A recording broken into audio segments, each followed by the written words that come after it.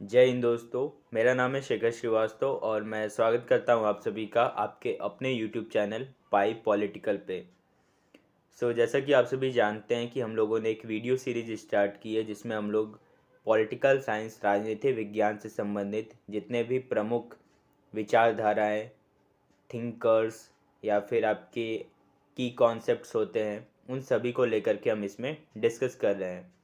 अगर आपने अपना ग्रेजुएशन, पोस्ट ग्रेजुएशन या फिर आप अपने यूपीएससी ऑप्शनल में राजनीतिक विज्ञान लेने की सोच रहे हैं या फिर इस सब्जेक्ट से आप जुड़ना चाहते हैं, तो जब भी आप अपने रिटन एग्ज़ाम के बाहर जब भी आप इंटरव्यू स्टेज पर जाते हैं या फिर आप किसी ऐसे पर्सन से मिलते हैं जो कि उस सब्जेक्ट का जानकार है, तो आपके सामने एक ये दुविधा ज़रूर आएगी या आपसे एक अपेक्षा ज़रूर की जाती है कि आपको इन मेन थिंकर्स के बारे में, मेन आइडियोलॉजीज़ के बारे में एक सिंपल या फिर एक फ्रेमवर्क आपके पास ज़रूर होगा, एक क्लैरिटी आपके पास ज़रूर होगी।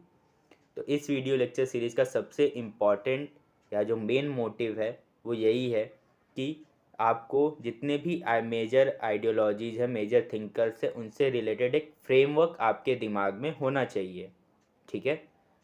तो जैसा कि हम लोगों ने पिछले वीडियो में उदारवाद, लिबरलिज्म के बारे में बात किया था, आज की इस वीडियो में हम लोग बात करने वाले हैं अनुदारवाद के बारे में, कंजर्वेटिज्म के बारे में।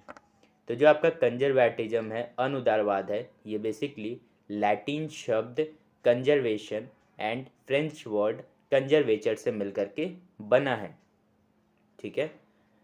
तो इन दोनों ही वर्ड का जो अर्थ होता है वो होता है आपका संरक्षण करना या फिर यथास्थिति को बनाए रखना। ठीक है। तो इसका मतलब क्या हुआ? तो हम सिंपल सा समझ सकते हैं कि कंजर्वेटिज्म या फिर अनुदारवाद एक ऐसी राजनीतिक दर्शन या विचारधारा है जो कि समाज में या राजनीतिक व्यवस्था में यथास्थिति को बनाए रखने की पक्षधर होती है। आपकी अनुदारवादी विचारधारा वो विचारधारा है जो कि परंपराओं, रीतियों, प्रथाओं, इन सभी को स्थापित करने की वकालत करती है और जितने भी प्रकार के परिवर्तन होते हैं, जितने भी प्रकार के चेंजेस होते हैं, उन सभी का ये विरोध करती है। फॉर एग्जांपल, अगर राजतंत्र है, क्योंकि राजतंत्र बहुत पहले से इस्टेब्लिश है, तो राजतंत्र को ये सपोर्ट करेगी। लोकतंत्र अगर नया नया आया है या कोई और नई व्यवस्था मान लीजिए इस सदी में आती है, तो उसका ये क्या करेगा? विरोध करेगा। तो अनुदारवाद या फिर कंजर्वेटिज्म बेसिकली पुरानी परंपराओं, पुराने रीतियों, परंपराओं, इन सभी में, संस्थाओं में विश्वास रखती है। अब बात करते हैं कि इसके कितने प्रकार हैं। तो पहला आता है आपका परंपरागत अनुदारवाद और दूसरा आता है आपका आधुनिक अनुदारवाद। ठीक है। तो जो आपका परंपरागत अनुदारवाद है, इसके प्रणेता माने जाते हैं आपके अरस्तु, एरिस्टोटल। ठीक है। हमको अरस्तु में झलक मिलती है अनुदारवाद की और उनकी मान्यताएं बेसिकली ये थी कि वे लोग यथास्थिति को बनाए रखने के पक्षधर थे और किसी भी प्रकार के परिवर्तन के प्रति वो लोग 0% इंटॉलरेंट थे। वो चाहते ही नहीं थे कि कोई परिवर्तन हो। जो परंपराएं चली आ रही हैं वही सही हैं, वही टोटल ट्रूथ है। किसी भी प्रकार के सुधार के वो लोग पक्षधर नहीं थे। ठीक है। फिर इसके बाद आता है आपका आधुनिक काल का, जो आपका आधुनिक अनुदारवाद है। तो आधुनिक अनुदारवाद बेसिकली इसके मुख्य प्रणेता आपके डेविड ह्यूम होते हैं और एडमंड बर्क होते हैं। तो इन लोगों का ये मानना था कि ये लोग जो आपके परंपरागत अनुदारवादी थे, उनके तरह से ये पूरी तरीके से रिजिड नहीं थे, कठोर नहीं थे। इनका मानना था कि जो आपका सुधार होता है वो भी कुछ हद तक ज़रूरी है और जो आपका पुरानी परंपराएं हैं उनको भी संरक्षित रखना हमारे लिए ज़रूरी है, वो भी हमारा एक ड्यूटी है, कर्तव्य है। मतलब कि एक बैलेंस की बात करते हैं कि जो हमारी पुरानी संस्थाएं, रीति, परंपरा है, हम उनको भी सहेज करके रखेंगे और जो हमारे आज के समाज के लिए, आज के समय के लिए कुछ नए नए चेंजेस आ रहे हैं, तो कुछ कुछ परिवर्तन को भी हम एक्सेप्ट करेंगे। तो ये एक बैलेंस लेकर के चलते हैं।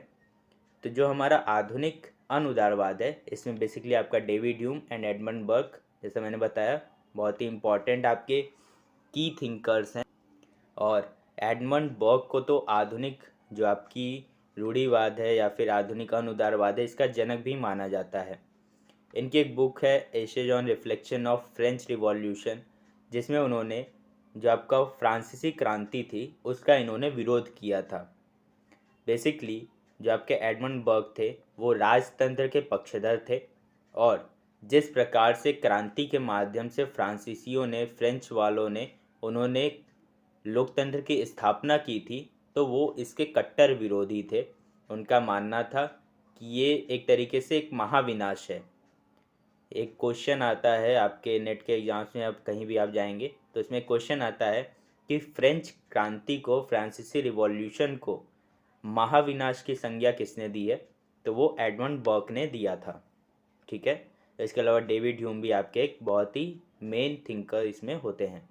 तो ये दो कौन हो गए? आपके आधुनिक अनुदारवादी। अब इसके बाद आती है समकालीन अनुदारवादियों की, जो कि आपके 20th to 21st सेंचुरी में बहुत ज़्यादा प्रबल रूप से आपको देखने को मिलते हैं। तो उनमें सबसे इम्पोर्टेंट आपके आते हैं फ्रेडरिक हायक, जिनकी बुक्स रहती हैं road to constitution of liberty. ठीक है, इस तरीके की बुक्स उनकी बहुत ज़्यादा फेमस रहती हैं। जो आपके फ्रेडरिक हायक होते हैं वो बेसिकली न्यू राइट एक आइडियोलॉजी रहती है, एक आपकी विचारधारा होती है, उसके वो प्रवर्तक होते हैं, उसके वो समर्थक होते हैं। वो लोक कल्याणकारी राज्य की संकल्पना के वो विरोधी होते हैं। ठीक है। फिर इसके बाद अगले जो इम्पोर्टेंट थिंकर आते हैं समकालीन अनुदारवादियों में, वो होते हैं आपके Robert Nozick. Robert Nozick minimum government, minimum taxation, minimum interference, इन सभी की वकालत करते हैं। बेसिकली उनका मानना है कि जो भी लोकतांत्रिक व्यवस्था है या जो भी नए नए परिवर्तन है वो गलत है। उनके लिए सबसे इम्पोर्टेंट क्या है कि जो भी पुरानी व्यवस्थाएं हैं वो तर्कसंगत होती हैं, क्योंकि वो समय के परीक्षण को सहते हुए आज तक स्थित है, इसलिए वही जो है क्या है, सही है। और जो भी नए परिवर्तन है, क्योंकि हमने उनको परीक्षण नहीं किया है, इसलिए वो क्या है, गलत है। ठीक है।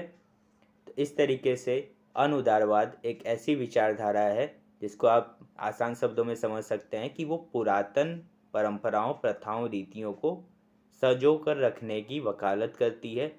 और जो उसमें आपका आधुनिक अनुदारवादी हैं वो कुछ परिवर्तनों की आपको छूट देते हैं, बट ज़्यादातर उनका भी स्टैंड पॉइंट वही रहता है। सो आई होप आप लोगों को क्लैरिटी हुआ होगा कि अनुदारवाद क्या है। आप कह सकते हो कि ये जो आपका उदारवाद था उसी का एक अगला रूप है, या उसी का जस्ट एक विपरीत रूप है। ठीक है। तो अगले वीडियो में हम लोग इसके आगे बात करेंगे। आप लोग को ये वीडियो कैसी लगी आप लोग कमेंट में बता सकते हैं। इसके अलावा अगर आपको कोई और भी सजेशन देना हो रिलेटेड टू किसी टॉपिक के, कि आप किस टॉपिक को जानना चाहते हैं, किस टॉपिक से रिलेटेड आपको चीज़ें नहीं समझ में आ रही हैं, या इस वीडियो से रिलेटेड ही आपको अगर कोई सजेशंस देने हैं, तो आप लोग कमेंट में ज़रूर बता सकते हैं। और इस वीडियो को देखने के लिए आप सभी का बहुत बहुत शुक्रिया। Thank you so much.